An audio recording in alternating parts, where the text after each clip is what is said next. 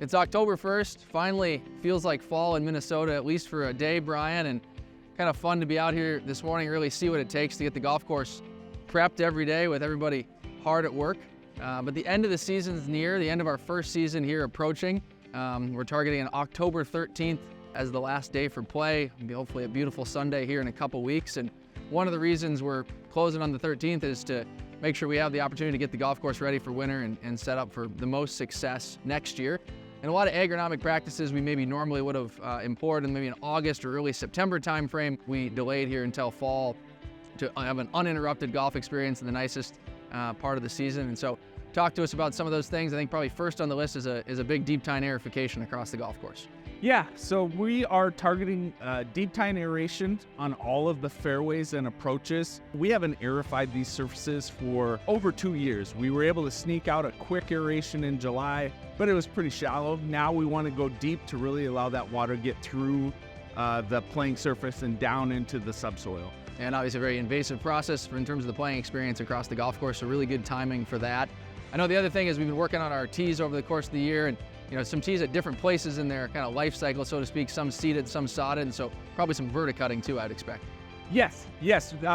So we focused verticutting tees on the sodded tees this spring, but actually we recognize that all of these tees throughout the entire golf course could benefit from a deep verticut of these to really remove some of that thatchiness, get them a little less puffy, and then we can start working down those heights of cuts into the upcoming seasons as long as we remove some of that organic material. And I've heard a little bit of conversation about the back tee on 6 that we've been cutting a little bit lower for sod, so maybe not going to get that low, but really a big difference when you stand up on a nice firm tee surface. And then probably the last big project is to top dress the golf course. I would expect probably tee to green.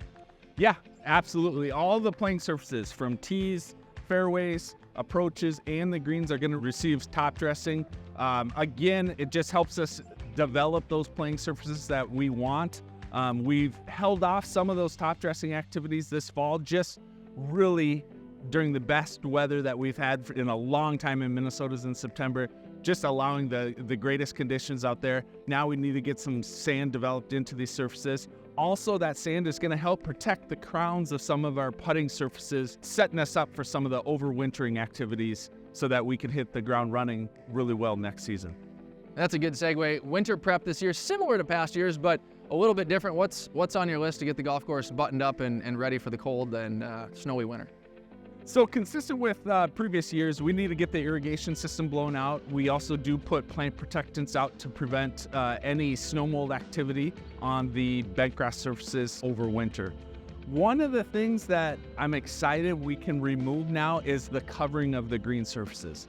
Those covers in the past were out there to protect annual bluegrass. We're in a different stage now. We have so much bentgrass out there where we don't want to protect any of the annual bluegrass. It's so minimal that we won't be using covers in those areas. And actually, there is potential to encourage some of those winter conditions so that we can help remove any of that annual bluegrass over winter as well.